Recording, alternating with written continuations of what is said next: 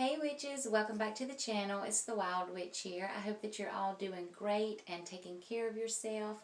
Happy 2021. I can't believe we're already at the end of January. I believe this is January the 29th, so we're almost into February. Welcome to the second video in the plant series. We're going to dive into harvesting guidelines and touch very briefly on purchasing plants. Now, if you watched the last video, then you'll know I talked about how these harvesting guidelines are not set in stone. They're not something that you even have to follow. I hope that by going over the guidelines that I use, we can get your creative juices flowing so that you can create your own harvesting guidelines that resonate specifically with you. Now, of course, if you want to use these guidelines, if they speak to you, then by all means do so. You might want to grab something to write with and a pen so you can jot down some notes so you can start implementing these guidelines as soon as possible. Now, if you've not watched the first video in the series, make sure you go and check it out. I do talk about the plant series in general, but I also talk about the importance of having some type of harvesting guidelines set in place. Y'all, over-harvesting is a very real, very serious problem. However, when you've got some type of ethical harvest practice set in place and you harvest with an awareness, you're not only helping the planet, but you're also helping the plants as well as correcting some of the wrong that's already been done. So I like to think of us as, like earth warriors or Pachamama or Gaia, planet, whatever you call this place that we live. But we're like warriors, trying to help protect the natural world. Now, I know this might sound kind of strange because we're harvesting plants and we're talking about over-harvesting, but once we dive into these guidelines, hopefully you'll see exactly what it is that I'm talking about. Now, I know the majority of y'all are witches that watch my channel, so more than likely you've probably worked with herbs before, even if it's just added them to your workings. But if you're new to witchcraft or you're new to working with plants, then as witches, we can incorporate them into our rituals, workings of divination, and a whole host of other things. But plants also can guide us down this road of transformation, self-discovery, self-healing, and empowerment. Plants open the doors to the spirit realm and other worlds. They connect us back to our roots. So they act like this bridge that, like I said, can connect us back to our roots. Plants not only nurture and nourish the physical body, but also the energetic body, our mind, our spirit, and our soul. Now, guys, I'm sorry about this setup here. I know you see all this stuff back behind me, but it's for the shop. I've got a key and everything before I can put the stuffs up, so just bear with me. And I know we're kind of at a distance, but I've got this table here because I've been working on all this stuff for the shop. So just bear with me, and we're just going to keep on going. I thought about it, and I thought, I better mention it to you guys real quick. So back to plants. So yeah, plants, we can form such profound relationships with plants. We can connect with them at a soul level. They can be our friends, our allies, our guides, our teachers, and our healers. Once you start working with plants on this type of level, your life is not going to be the same. I could not picture myself where I'm at in my practice. So as a hedge witch, or even a medicine woman or herbalist, I work with plants every single day. So are y'all ready to dive into these guidelines? All right, let's go. All right, I want to make sure I don't skip any. So I've got they're right here. I've got these guidelines wrote down. All right, hold on, let me take a sip of my tea. So I like to share with y'all what I'm drinking. So I'm drinking yerba mate with a splash of cranberry and oh my gosh, my mind went blank. It's a sweetener, agave, and it's very good. Okay, Number one, get to know your bioregion. Now, this was a huge, huge game changer for me. So, you want to ask yourself questions like, what is my soil like?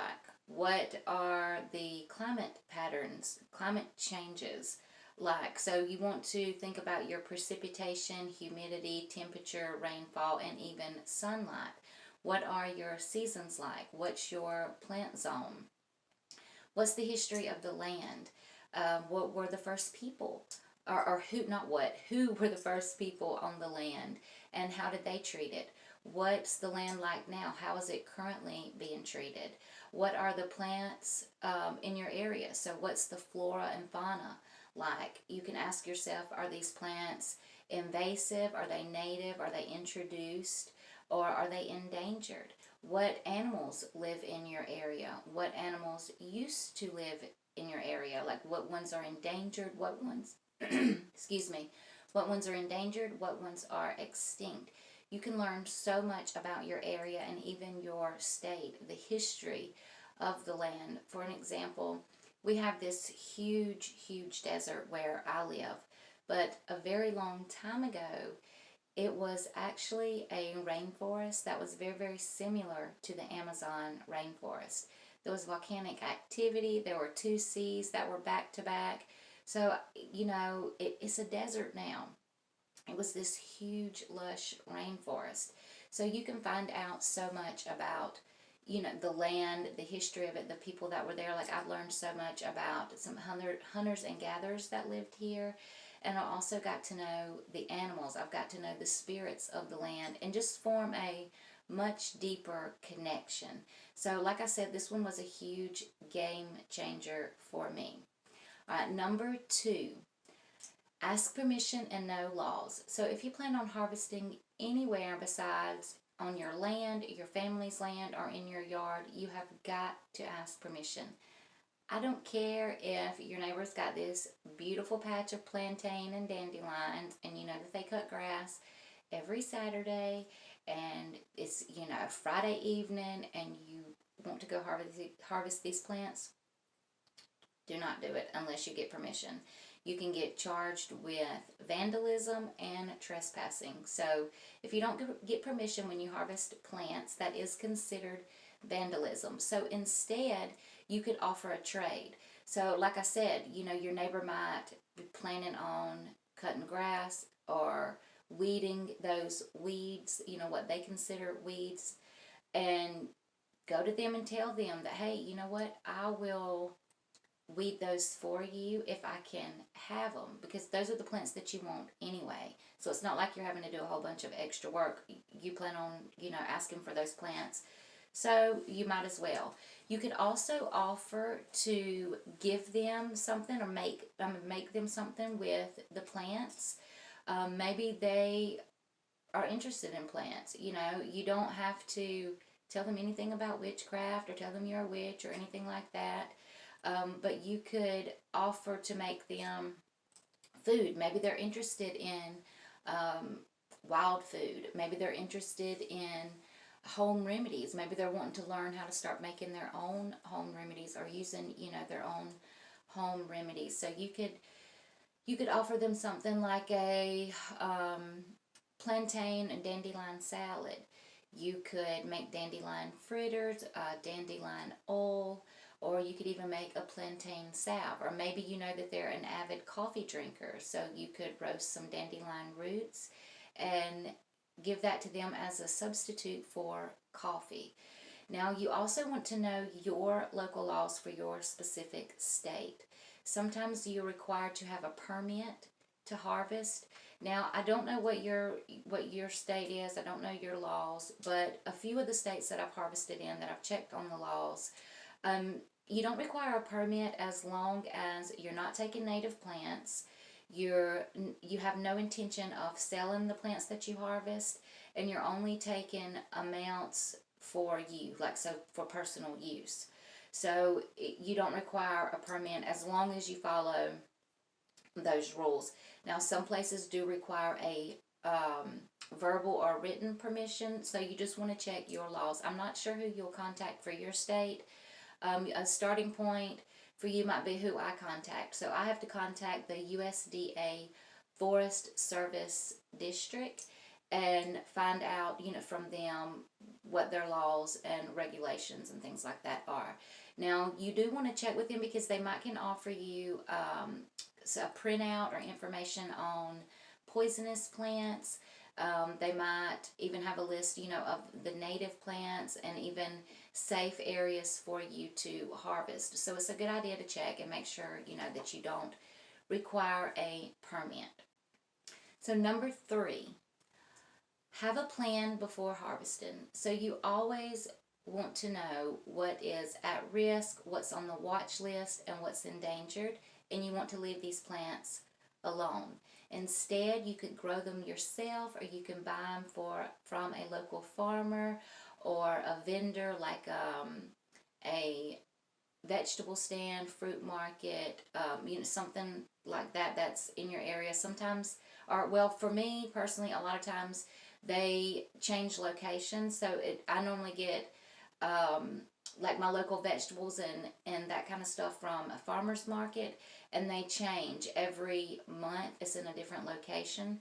So you might want to, check there, or you can even check with online companies. You just want to make sure that they have ethical practices in place. You want to make sure that they are a part of organic farming as well as sustainable farming and harvesting methods.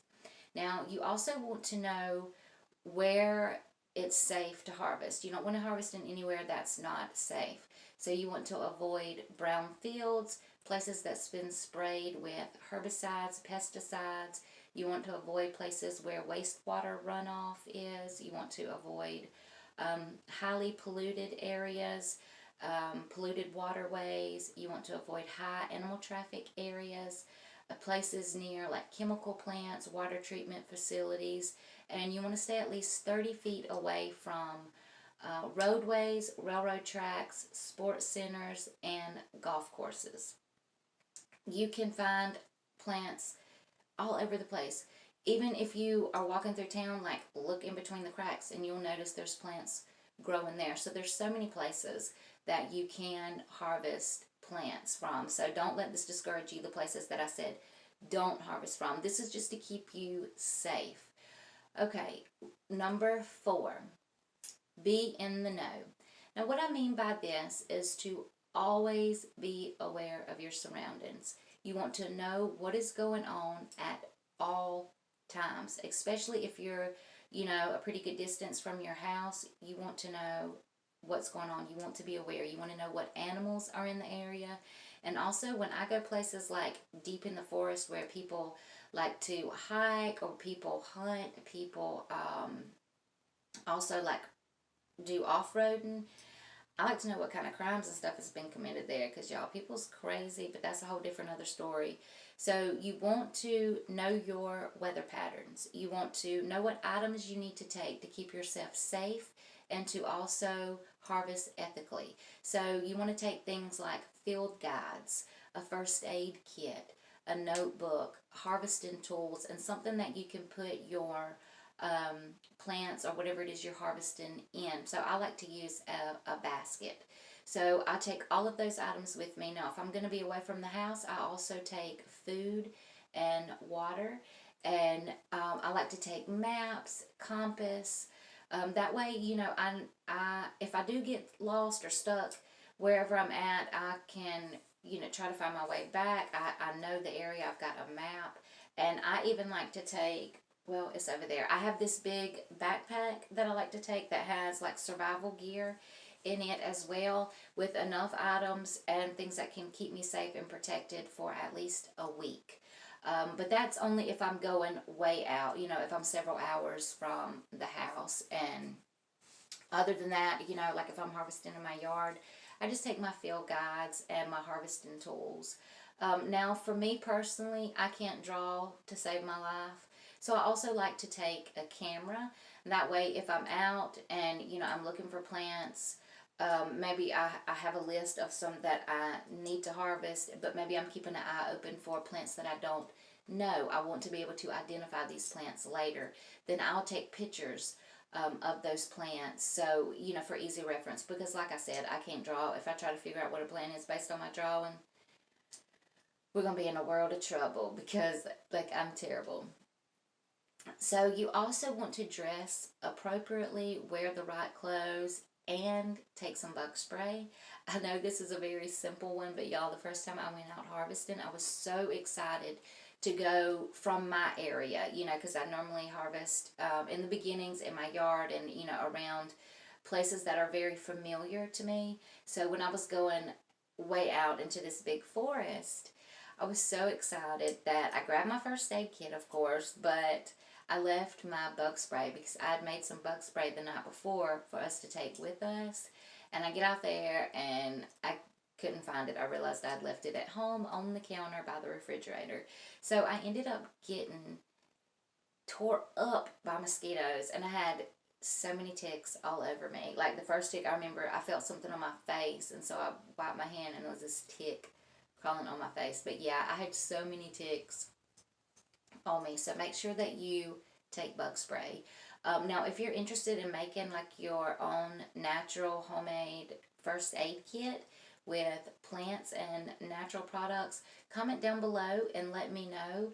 And one of the videos that we do, I can show you how to make a first aid kit that includes bug spray and so forth and so on. So make sure you let me know down below if you're interested in that, and we'll throw that into this plant series somewhere.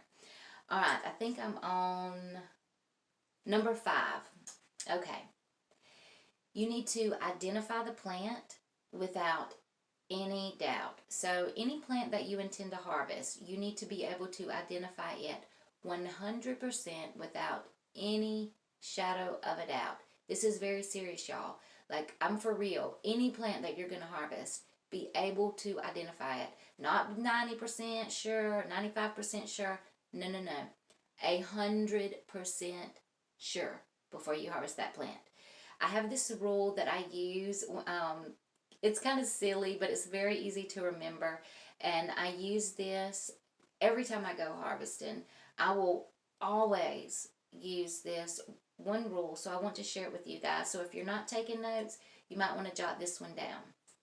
So my rule is, if I don't know, baby, just grow. What I mean by this is, I'm not going to harvest the plant that I don't know. I'm going to leave it to grow. I'm going to take my camera and take pictures of it if I don't know what it is, because if I take something and I don't know what it is, and it's going to be hard to identify it once you get it home, because it's going to start drying, wilting, so forth and so on. It's going to be harder to identify if you've not taken a picture or if you've not drawn it, if you're just using that plant. Well, if I don't know what something is, then I can't use it. So I'm going to have to throw it out. Therefore, I'm harming the plant. I mean, you know, I'm wasting it. So instead, just let it grow. Take your pictures. Do some research with your field guides, you know, when you get home, and, you know, and even there, but figure out its uses. Like, if this is something that you can use, if you need this plant, don't take it just because, oh, that's a pretty plant, or you might have a use for it. No, no, no. Only if you're going to use it for a specific purpose. So remember that rule. You also want to go ahead and start learning what your poisonous plants are and their lookalikes. Now, I would recommend, don't start harvesting your poisonous plants and the lookalikes in the beginning.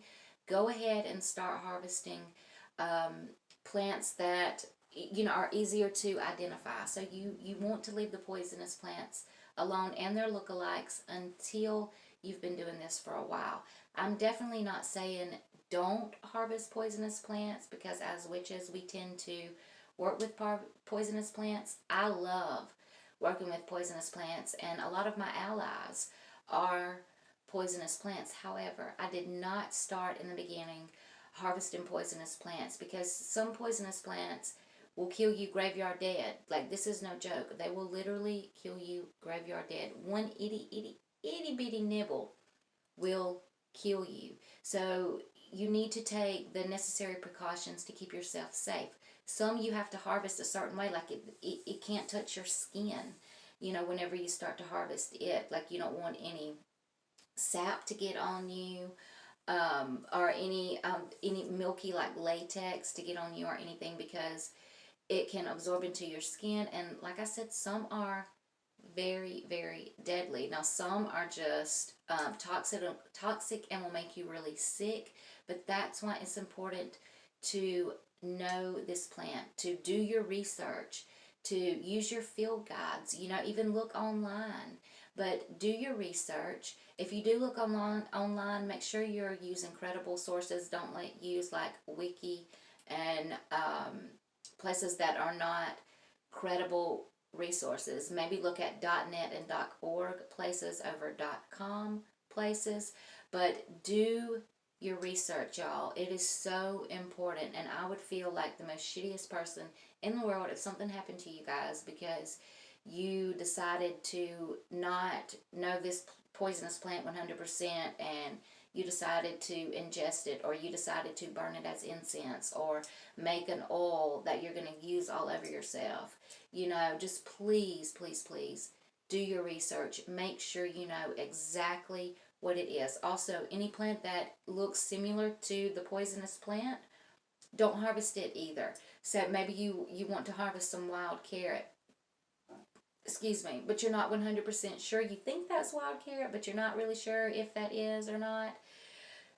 Just leave it. Wait until you can identify it. There's so many plants that you can work with that are not poisonous to get started.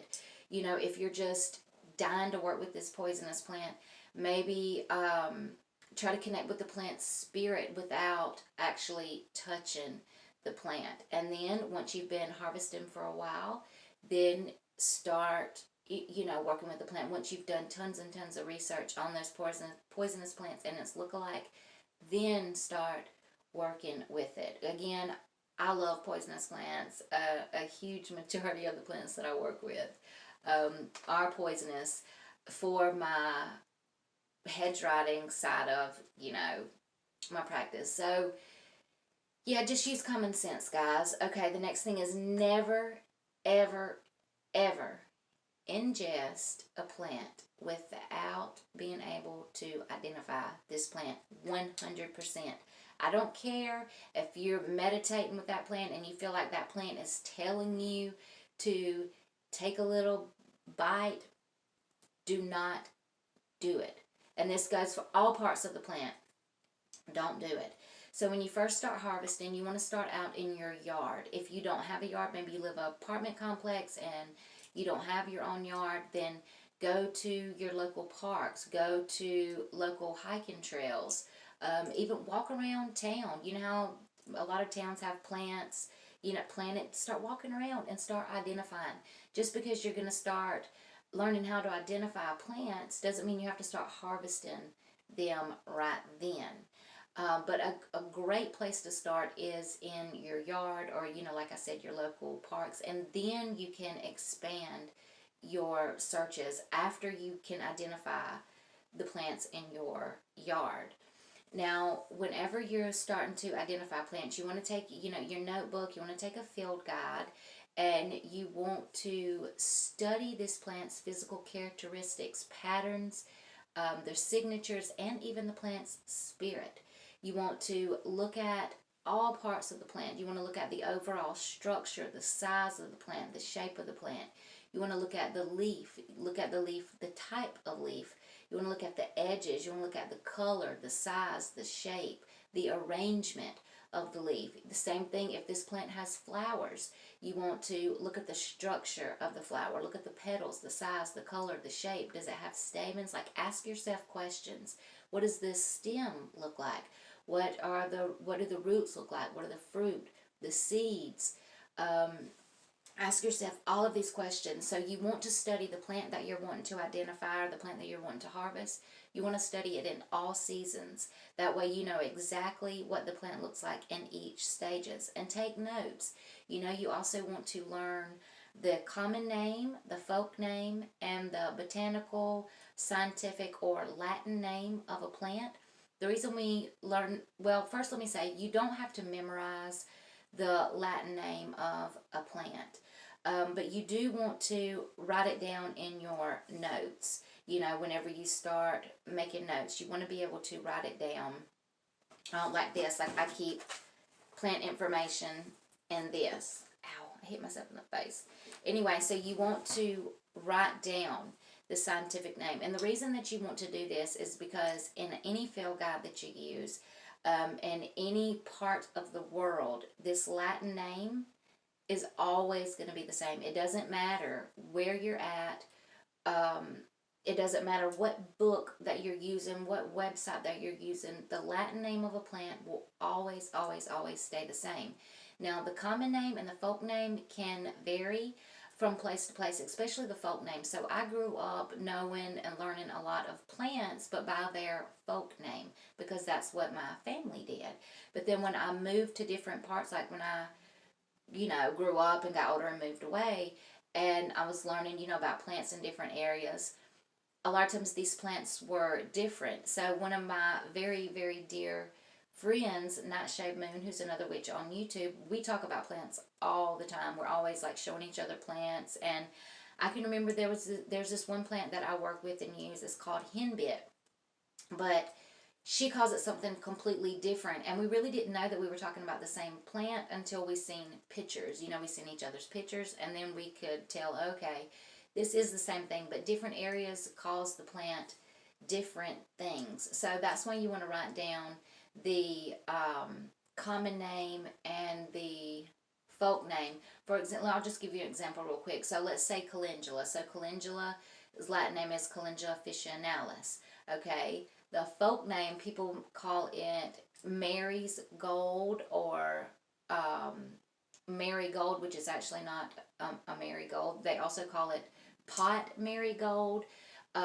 So you can see the difference there. People call it different things. So make sure that you write, this information down. Now, you next want to study the habitat of the plant. You want to see where the plant is growing. I also like to smell of the plant, see if it's aromatic. If it does, I write down what that plant smells like.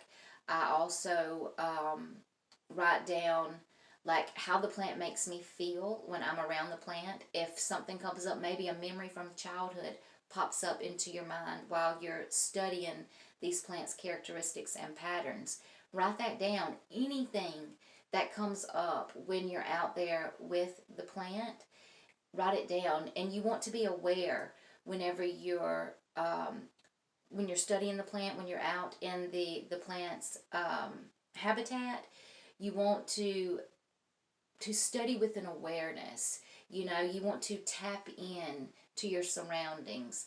Be aware. Be aware of what's going on around you. Like I said, how the plant makes you feel. If there's anything, like maybe you feel pressure on your chest, or maybe you feel like a chill go up your spine, or maybe you feel your ankles feel weak, or maybe a memory pops up, like I said, from childhood, or a certain verse in a song comes to you. Write all of this down. So when you're in this habitat, you also want to look at what the soil is like. Is it sandy? Is it rocky? Is it smell it? Is it very earthy? You know how a very rich soil smells? It's very, very earthy. Smell of it. A lot of times, if there's chemicals in it, you can smell these chemicals. Earth that's very healthy has a different scent, and you'll know what I'm talking about. But you want to, look, see where it grows too. Does it grow like on a mountainside, or on the south side of a mountainside, or does it grow in a ditch? Does it grow near a swamp? Does it grow in an area that you can tell the land needs a lot of love? Check it out. See where if it's growing in the sun. Is it growing in the shade, or is it like part shade? Look at the plants that surround it. Look and see if it's kind of clustered together with other plants, or if it's like separated, kind of like a loner, you know, if it's standing aside. See what's going on. Like, really immerse yourself in this plant's habitat whenever you're getting to know a plant and learning about a plant. Also, another thing that I want to mention is whenever you're studying a plant's characteristics and patterns, a lot of times related plants will also share similar characteristics and patterns. This will help you be able to identify plant families. Now, we can't put plants in a box because they are too complex for that.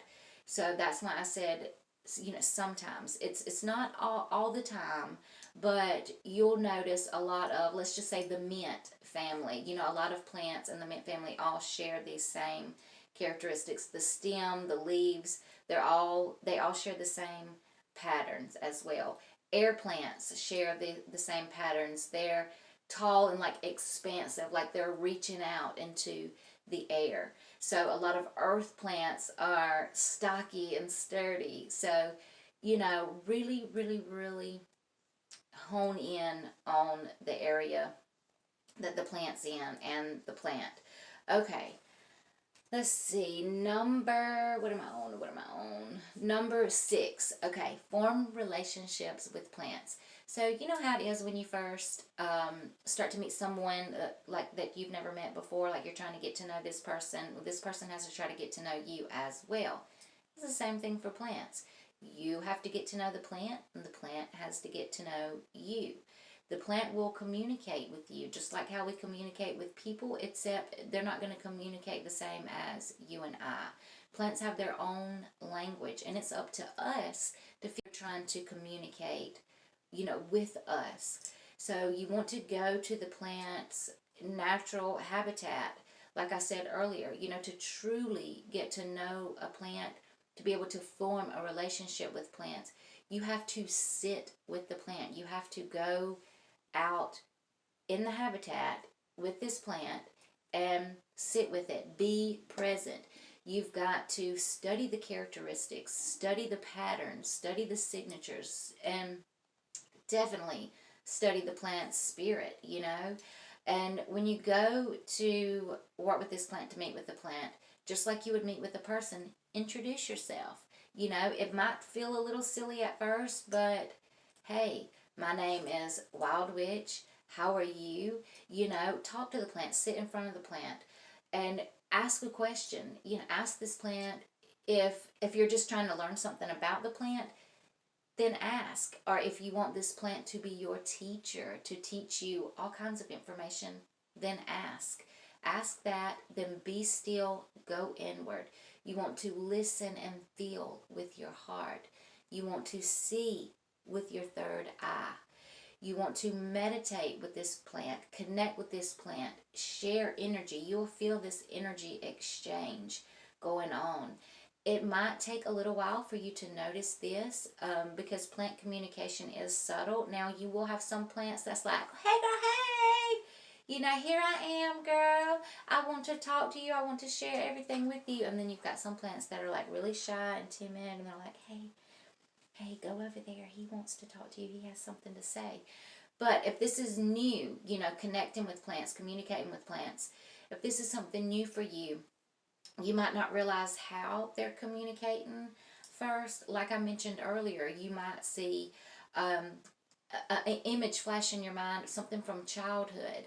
Or let's say you're working with a patch of nettles. You're trying to get to learn nettles. You're sitting out there, you're meditating with a patch of nettles. And it's like for a week, you've went out every single day for a week to meditate, to try to learn from the nettles, to connect with nettles, to form this relationship. And it's like every time you get in the meditation good, then you always hear like somebody arguing. Every single time it's like you're hidden, you know, you're in the woods with this little nettle patch and people can't see you. They don't know that you're around. And it's like maybe you're, you know, at a hike on a hiking trail and people walk by and it's like every time they're pissed off, like they're angry, and then you get so angry because it's like they keep interrupting you while you're trying to meditate and communicate with this plant. And it's like for a week, every single day this happens. And that's something that nettles do, you know. So that's nettle communicating with you and showing you this is what nettle helps with anger. But it goes both, you know, it goes both ways. It can make someone angry, it can help with anger. So it's very cool. A song might pop up, or you might, you know, depending on your spiritual gifts, you might hear the plant communicate with you. You might see things. So it's going to be up to you, but you have to be patient and you have to work on it. Always practice gratitude with these plants as well. You want to always give offerings when you're working with plants. Now, each person might, you know, is going to give something different. What they offer is going to depend on them. I say use your intuition, let your intuition guide you on what it is to give, and it's not going to steer you wrong. Some of the things that I like to give as an offering is, well, of course, water. You know, I like to replant seeds. I like to clean up the area. So I like to go and clean my local parks, the forest, hiking trails, anywhere that I go to work with plants. I like to clean that area.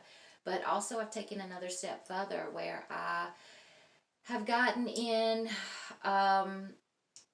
sending. So I write letters to governors and government officials, you know, to try to protect waterways.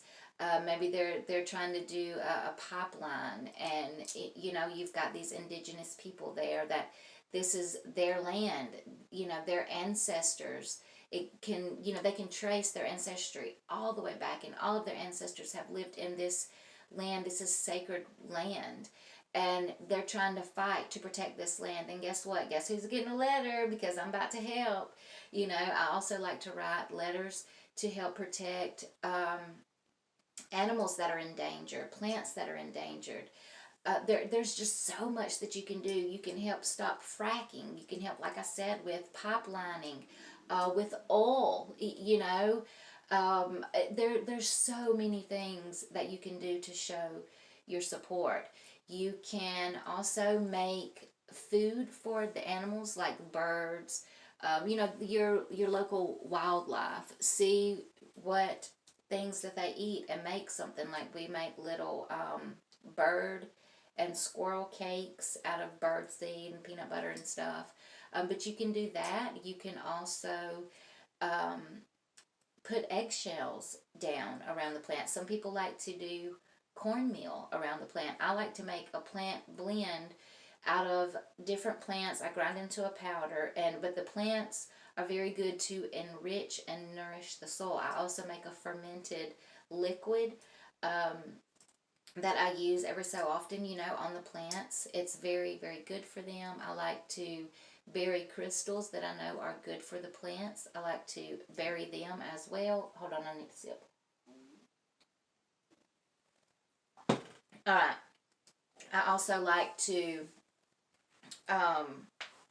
sing and dance and write poetry. I even give lockets of my hair. You can give tobacco or another herb that you feel like would be great for an offering. You can give, you know, like I said earlier, anything that your intuition guides you.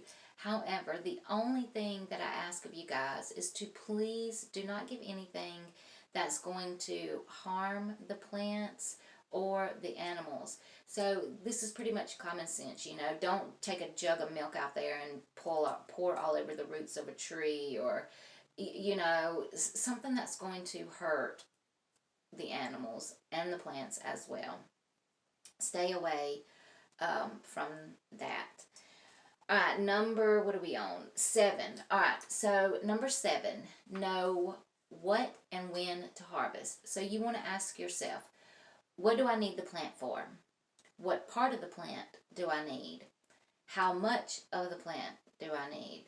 When is the best time to harvest this plant? So everybody's growing season looks different. So, I mean, everybody's harvesting season looks different. So my harvesting season might look completely different from your harvesting season. Your harvesting season might not even look like what is considered the U.S. average growing season, it could be completely different. For an example, let's see, what plant can I tell you guys? Okay, I got a good one. So in the eastern part of the United States, wild blackberries are typically harvested in midsummer. However, where I live, I can't harvest in midsummer. There's no blackberries left if I try to harvest in midsummer. I have to harvest wild blackberries, and this is just the berries, not the leaves. But I have to harvest the berries in early spring because that's how my growing season is. So it's, I mean, I keep saying growing. That's when my harvesting season is for me, is for the wild blackberries is in early spring. So that's one of the reasons, like, you really need to pay attention to your seasons. That's when I talked about earlier how you need to study the plant throughout the seasons. That way you know exactly when it is that you need to harvest. So plants also have certain times that they're harvested, like certain parts of the plant. Sorry guys, I'm having like a little brain fart. But anyway, certain parts of the plants you want to harvest at different times. So again, if you've not taken notes, you might want to write this down. So my eye keeps twitching. It's so annoying. It's been twitching for about 2 weeks now, but I know why it's twitching. Anyway, alright, so you want to harvest the leaves before the plant starts to flower. If it flowers, if that's what you're harvesting. So you want to harvest before it flowers. Now, you can think about or look at the plant. Look at the leaves. Do they look luscious? Are they very vibrant, very green, look fresh and new? If so, that's when you want to harvest them. So you want to harvest the flowers before they bloom or directly after. You don't want to wait and let them bloom for a week so do it right after, because that's when the energy of the plant is going to be in that part of the plant then. So you want to harvest it then. You want to harvest the fruits when they're fully ripe. You want to dig up roots when the energy of the plant is down in those roots. So typically the plant looks like it's starting to die back. It's going to die off, That's when you get those roots. So for me, that's in late summer to very, very early spring. That's my harvesting time. I typically harvest when I'm trying to get roots. It's during that time frame. All right, you also want to get seeds or harvest your seeds when they're fully ripe or when they're completely dried out. So that can give you a little starting point. You might want to write that down like I said. All right, the next one is number 8. Never harvest the first plant. Y'all, I do not care if you see this beautiful plant on the south side of the mountain. The sun's rays are like shining on it, and you feel like this plant is calling to you. Do not harvest that plant. Do not harvest it. I do not care. Even if there's like this little bushel or this little patch, that's what I mean, a little patch of, let's just go with dandelion again, okay? So let's say that there's this little patch, this little handful of dandelion, and you're looking around and you don't see dandelion anywhere else. Like, there's no dandelion anywhere else except this little bitty patch. I'm going to need you to leave it right where it is. Instead, go look somewhere else and see where those dandelions are widespread. See where there's, a bigger amount of them. I know I've seen a lot of people talk about a rule where it's like or you can pick one plant if there's like 3 plants. Some people say there has to be 6 plants for you to pick, one, or for you to harvest one. But I don't necessarily like that rule. I say if it's widespread, then, harvest. And only harvest what you need. Don't harvest more. Now if you're using it in your witchcraft practice, maybe you're going to make an oil, a salve, a tincture, and you need it for a working, then that's perfectly fine. Harvest that amount for that, but don't be like, oh, you know what, I'm going to harvest I'm going to try to harvest like a pound of this dandelion because I might use it, you know, way down the road. Leave it, baby, leave it. Don't do it. Okay. So, also, another thing that I want to mention is try your best to harvest invasive and non-native plants over native plants. So for me, I'll give you a few examples. So for me, that's like burdock, plantain, dandelion, chickweed, cleavers, clovers, sorrels, nettles, thistles, um, and the spring beauties. There's one type of sunflowers as well. But anyway, that's just a short list because there's a lot of invasive plants. As a matter of fact, a lot of the plants that grow in your front yard are invasive. So you know how people call a lot of plants weeds? Your invasives are typically what people consider weeds. Now, you want to get these babies. These beauties are amazing. They are so magnificent. In fact, they contain way more phytonutrients, antioxidants, and minerals than their cultivated relatives. So I will always harvest, like I said, the plantain, burdock, nettle, dandelion, all the sorrels, thistles. I will wildcraft those instead of growing them. Those are plants that I don't cultivate myself because of how much higher they are if they're wild. So, let's see, what number did we just do? Number 9. Oh, hold on. I want to mention one more thing before I go to number 9. So, also, I want you to know what plants. Do some research. Now, you need to do this every growing season because it can change from one year to the next. But I want you to do a little research and figure out what plants are in high demand in your area. So, just in your local area, what plants are in high demand for that harvesting season. The plants that are in high demand, don't harvest those unless they're growing, like on your land or or in your yard, your neighbor's yard, something like that. But if you're going out to wildcraft these plants, then don't get them if they're in huge demand. Wait, maybe check the following year, and see if they're still in demand. Okay. Number 9. We've got number 9 and number 10, and then that's it, guys. Number 9, this is kind of like a little bonus one. Okay. Number 9 is, if you work with elements, planets, and astrological signs, then you can take your harvesting practice to the next level. You can get very, very specific if you work with these 3 that I just mentioned. So each plant has a planetary ruler, a ruling element, and a corresponding astrological sign. And that's for every plant that there is. They all have one of these. So whenever you put these into play and you're using or you're working with the elements, the planets, and the astrological signs with the plant, you can harvest the plant when it's at its most potent. So when the energy of the plant is there. So let me tell you this too. One of the little key reminders or little tips I like is to think whenever you're harvesting a plant, you always want to harvest when the energy of that plant is in the part that you want to use. So just how we talked about, earlier when I said to harvest the roots of a plant, when the energy of the plant is in that root, that this is what I'm talking about. You want to harvest when the energy is in that part of the plant. So you can get very specific.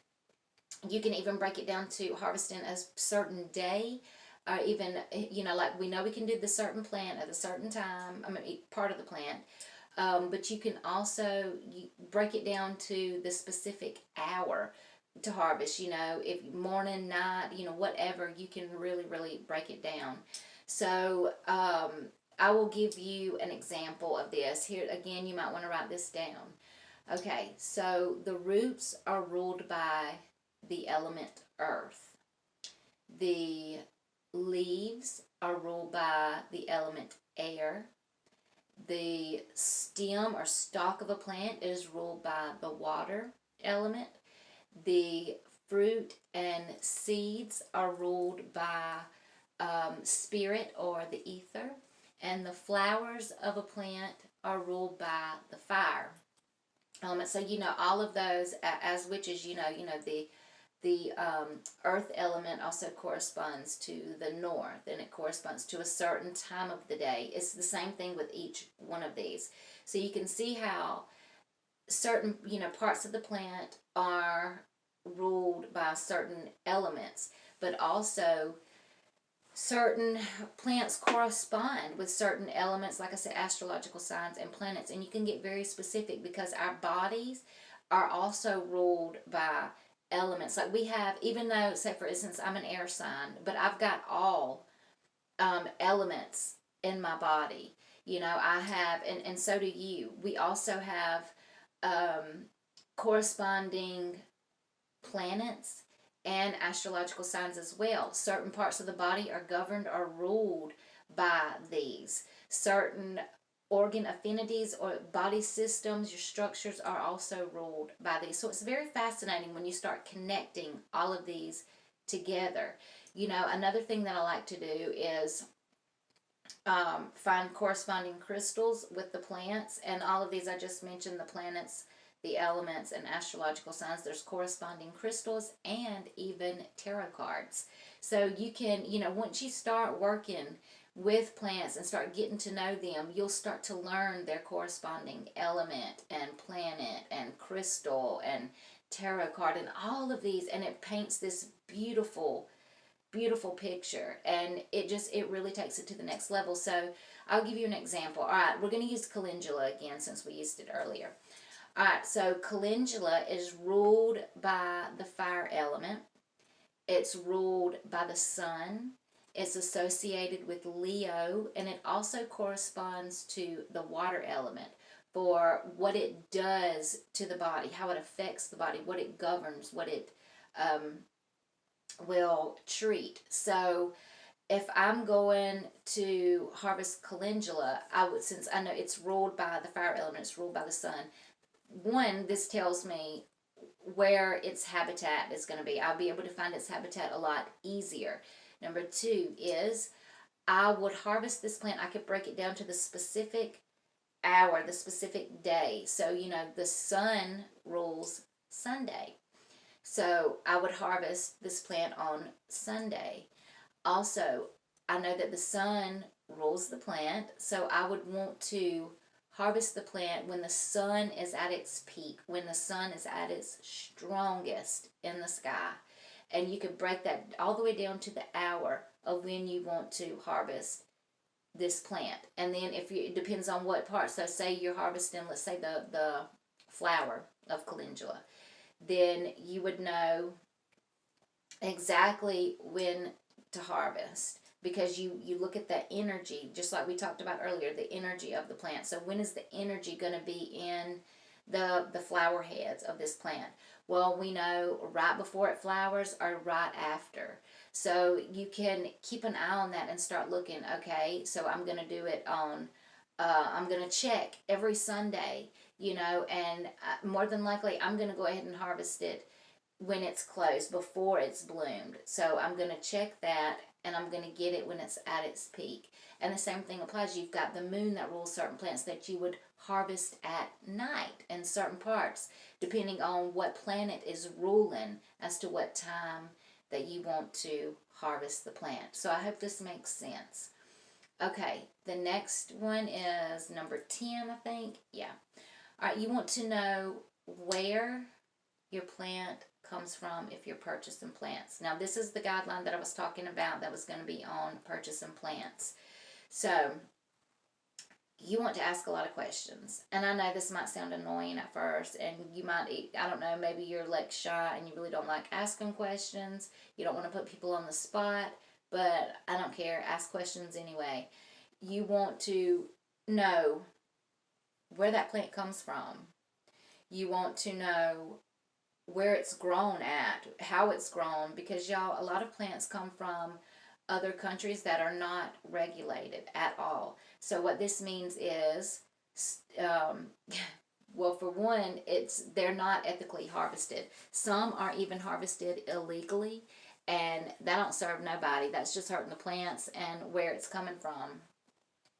Also, you know, there's been so many tests done on these plants, which shows heavy, heavy, heavy amounts of metals and loads of toxins. Like I said, not to mention the unethical practices that are taking place. You want to make sure that the company that you're checking on, that to get this plant, you, like I said, know where it's sourced, know how it's sourced, know how it's harvested. You want to know what kind of methods they use. Do they participate in sustainable farming methods? Do they replant after they've harvested? Say they're wildcrafting, or they're harvesting wild plants. Do they replant? You know, do they replant those seeds? Do they nurture and take care of the land? Do they not try to destroy? Go in with, you know, just say they're cutting down cedar. Are they going in with the big chainsaws and just chopping them down and leaving, you know, parts of the root? Are they, I mean, parts of the tree? Are they using the slash and burn method? Like, what's going on? How are they getting these plants? You know, are they, does the government know about this in these places? You know, you want to make sure this is going on, because some places, like I said, they have to, like the governments have to kind of come together with these companies and form kind of like an alliance to say, okay, you can harvest here. You have these rules and regulations. So you want to make sure that they are being regulated. One, this is going to protect the plants, this is going to protect the earth, but it's also going to keep you safe, because like I mentioned, there's so many toxins and metals, heavy metals and stuff that are in these plants. So you want to make sure that all of that is going on. You also want to make sure that plants that are endangered are not being taken. You want to make sure that they're treating their employees good. Like, ask questions, because y'all, a lot of companies that are even here from the United States, they will they'll create these little businesses, you know, harvesting businesses in other countries, and then they'll get native people to work for them because they can pay them little bits of money. I mean, hardly anything. And now these people, these native people, they depend on these people to take care of their family, and this is their job. You know, a lot of these places, they don't have a lot of jobs. It's not like how it is here. There's, you know, there's not, you can't just go get any type of job. It's, most of them don't, you know, and they would starve to death if their family did not have this job. So you want to make sure that the employees are being paid well, especially the growers and the people that are harvested, you know, because most of the time, like I said, those are the native people, and we want to watch out for them. You also want to make sure that they're not taking too much, because a lot of indigenous people depend on these plants as food, as medicine, shelter, you know, as tools. So we want to make sure that they're practicing sustainable, you know, methods as well. And like, the biggest thing is, you know, protecting the land and the plants and the animals in that area. You know, I can tell you the example of like Palo Santos. Now, there's two different types of Palo Santos. A lot of people say that Palo Santos is endangered, but that's actually not the Palo Santos that we use as smudge. But anyway, so whenever you harvest Palo Santos, well, for one, it is like, you do have to talk to the governor or whatever, to be able to, or you have to set up, because at one point it was illegal to harvest Palo Santos unless you were working with the government and you had a, you know, a business where you were working with them. You're replanting, like, for so many limbs that you pick up off the forest floor, you're replanting so many trees. So one of the things is illegal harvesting was going on with Palo Santos, and a lot of that's what you find on Amazon, like if you buy Palo Santos off Amazon. So anyway, they're growing. I mean, they're illegally harvesting this Palo Santos. They're chopping the trees completely down. First of all, the Palo Santos, for it to have its medicinal properties, it's sap that, like when you smell Palo Santos and when you feel, when you light Palo Santos, so like the effects that you feel, that's coming from the properties that are contained within this Palo Santos. The like I said, it's like the resin within it, the volatile oils. Okay. Anyway, those limbs have to lay on the forest floor for 4 to 10 years to be able to get those properties of this plant. So if you just go and you chop this tree down and you chop it up, sell it, it's not gonna have those properties in it. And you only want to use, the branches, the limbs, the twigs that fall to the forest floor because of, wind, rain, natural causes, that type of thing. You don't want to ever support anybody that is just chopping down Palo Santos all willy-nilly, selling it. You want to make sure that they're doing everything that they can. If you buy Palo Santos from somebody, from a supplier, make sure that they are doing all the things that we just talked about. Make sure that they are protecting the Palo Santos. Make sure that they have permission to harvest. Make sure that everything that you can, because Palo Santos, it's not endangered, but it is, on the watch list. So make sure, there are companies out there that they cultivate Palo Santos. They're even growing their own, like they have complete farms, just Palo Santos farms, that's what it's for, is to help to repopulate the forest, for one, the wild Palo Santos, but also, so, the limbs are falling naturally. They're getting that. They're not even touching the Palo Santos in the wild. So out of like 123 companies, I use 2. That is it. 2.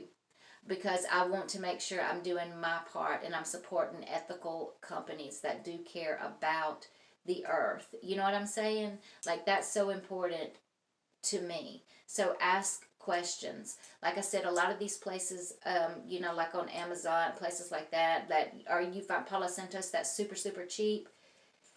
More than likely, it's not sourced ethically. It's illegally harvested, and it's not set on that forest floor for 4 to 10 years. So one other thing I want to mention real quick, and then we're going to wrap this up. So I know a lot of witches that are my friends that I've talked to, they buy flowers and stuff from florists and to use, in their practice, in their teas, in their oils, in their incense.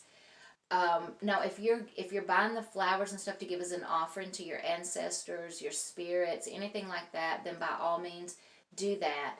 But I want you to really pay attention, because if you're using them in teas and in oils and as incense, then you need to be aware they have, more than likely, you can check, but all the places in my area that I've checked, they have been sprayed with chemicals and like pesticides and things like that. So that's one thing I want you to just think about there. And also, when you're going to purchase plants, if it seems too good to be true, then it probably is. Like, I know some of my plants might be a little more, on my shop. But I can guarantee you that I have done all the necessary research. I have contacted companies. I have seen reports. I asked for an analysis. Sorry, I got tongue-tied. Anyway, I asked for an analysis. I want to see the reports. I want to see all of this information. And that's one of the problems I have, was trying to find some suppliers, because they've got to meet this certain criteria, these questions that I ask. Because I'm all for, taking care and supporting indigenous people, native people, and most of all the plants and the planet.